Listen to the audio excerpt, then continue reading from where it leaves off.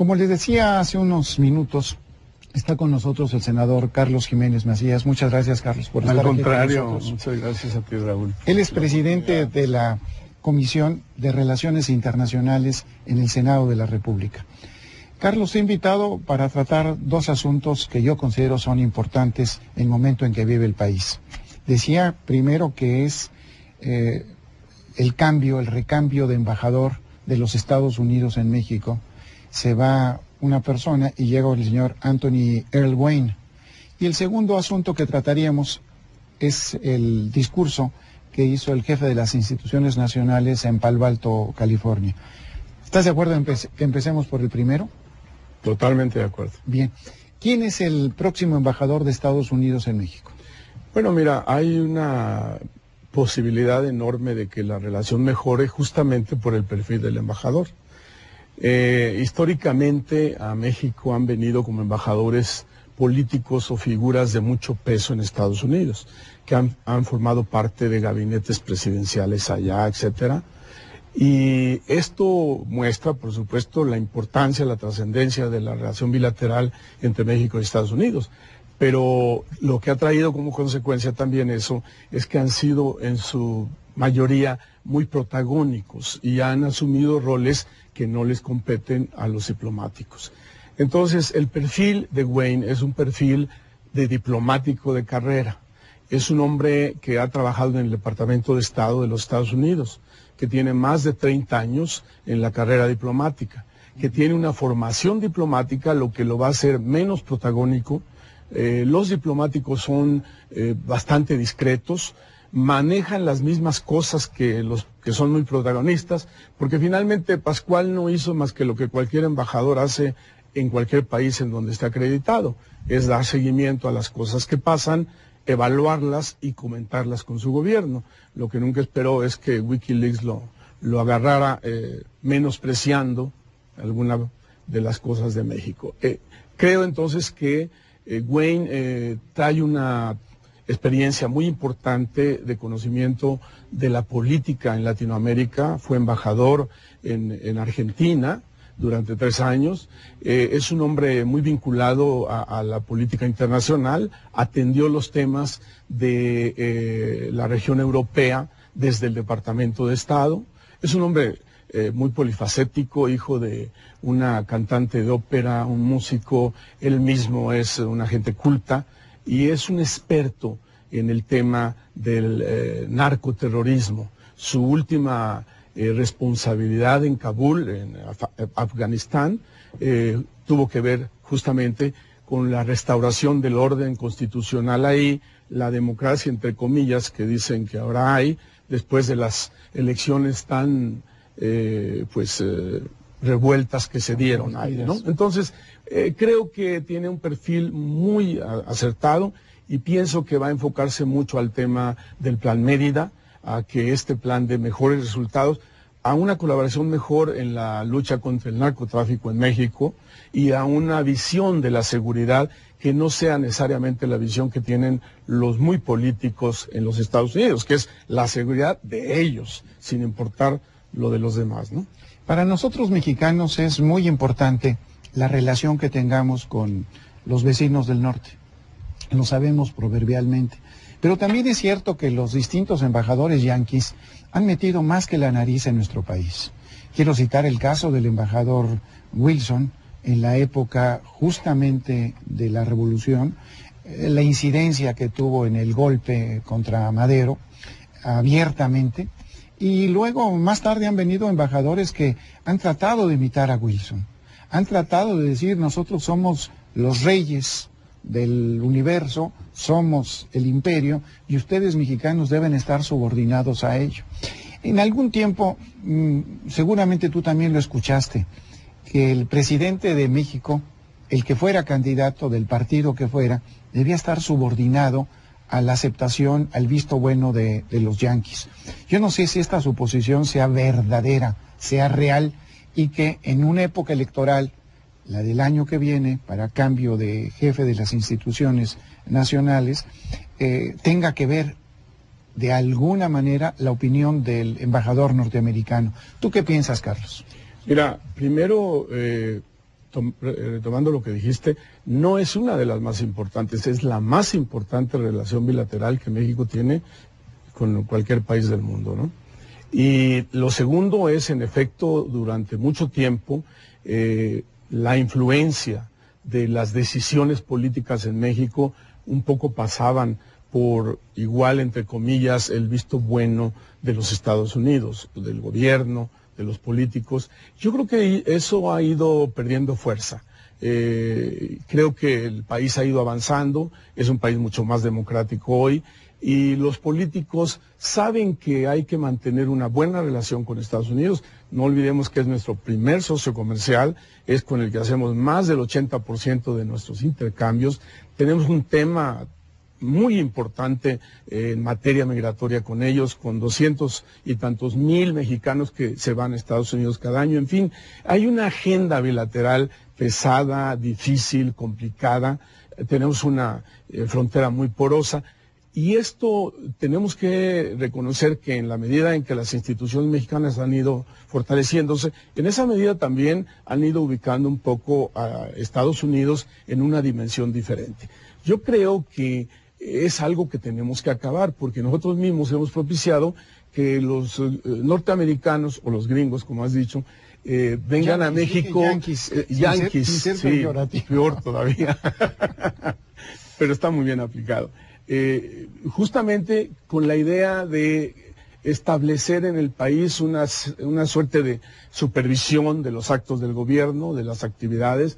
Si vemos los mensajes de Wikileaks, el embajador Pascual parecía ser nuestro árbitro para ver cómo hacíamos las cosas, y él las reportaba con sus visiones. Entonces, me parece que eso es algo que en México tiene que cambiar. Nosotros tenemos que asumir cada vez más que Estados Unidos es un socio comercial importante, pero que en términos de la relación bilateral, esta relación tiene que ser de más respeto, de menos intromisión del gobierno norteamericano, y una relación que pueda sacar mucho más provecho de esta cercanía, esta vecindad, que no tiene por qué ser eternamente una vecindad, digamos, que nos aleje, en lugar de que nos acerque y nos permita crecer juntos, y no estar supeditados al gobierno de los Estados Unidos. Siempre tenemos asuntos que intercambiar con ellos, y muchos de ellos son delicados.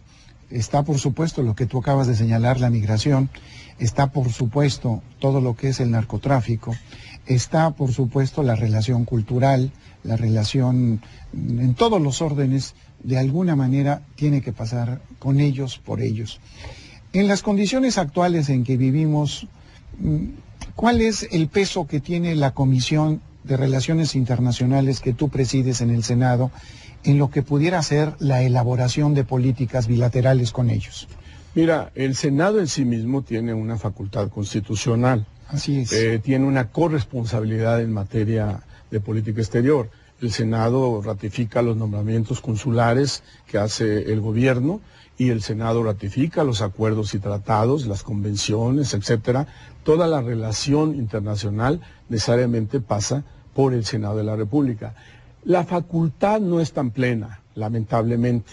Creo que nosotros también en eso tenemos que dar un paso adelante y otorgarle mucho más facultad al Senado en materia internacional, un poco como la tiene el Senado de los Estados Unidos, en donde no solamente ratifican acuerdos, tratados, convenciones, sino que también participan en el seguimiento a las negociaciones de los tratados, y los senadores sientan en el banquillo, ahora sí que de los acusados, a los funcionarios. No llega a definir la política exterior del país. Por eso tenemos una propuesta de reforma, por cierto, lo quiero subrayar, para que el Senado ratifique el nombramiento del canciller o la canciller que nombre el presidente, pero también para que los tratados y acuerdos puedan ser seguidos en la negociación, lo que llaman el cuarto de al lado, por el Senado de la República.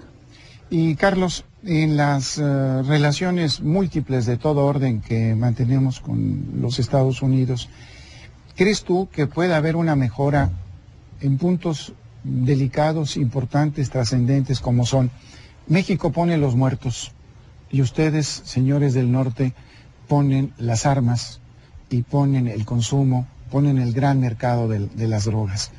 ¿Piensas tú que esto se podrá alterar un día teniendo como base el hecho de que el Senado de los Estados Unidos de Norteamérica en sus filas tiene muchos representantes de la Asociación del Rifle?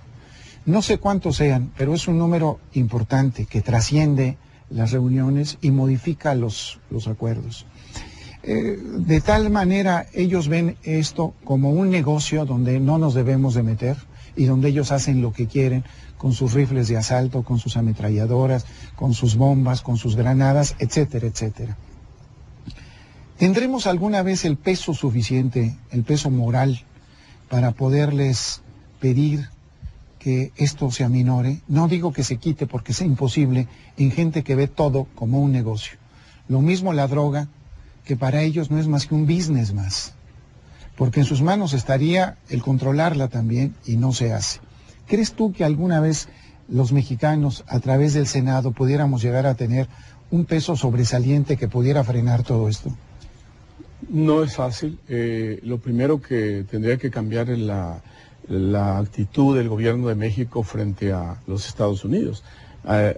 Estos últimos gobiernos han sido sumamente entreguistas con los norteamericanos y los norteamericanos han tomado mucho más poder en las decisiones que México tiene en materia internacional. Cuando dices estos últimos gobiernos, sé más específico. Me refiero a los últimos 10 años. Anteriormente, el gobierno mexicano tenía un juego de estira y afloja con Estados Unidos, en el que en muchos momentos México fue muy firme frente a ellos y logró que Estados Unidos tomara una posición diferente.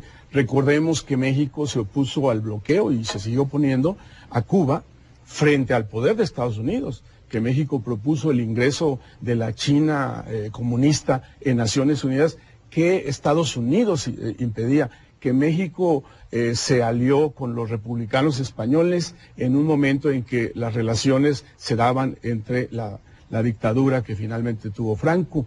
Y México ha sido históricamente un país con una política exterior muy respetable, una política exterior de principios, pero en una actitud de entrega como la que hemos tenido, en la que de repente el presidente tiene ciertos chispazos como el que dio ahora justamente en California, cuando dijo que las armas de Estados Unidos son las que matan aquí en México. Es cierto, pero pues ya casi se acaba su sexenio y apenas lo acaba de decir, cuando tú acabas de decir una verdad de tonelada. Y si el problema con Estados Unidos es que ellos distribuyen diariamente 40 millones de dosis de drogas, 40 millones, eso requiere una maquinaria impresionante. ¿Cómo es posible que no puedan desactivar esa maquinaria? Bueno, ahí podemos dar las lecturas que queramos. Seguirán vendiendo las armas y, como bien dijiste, ellos ponen el consumo y ponen las armas y nosotros a los muertos.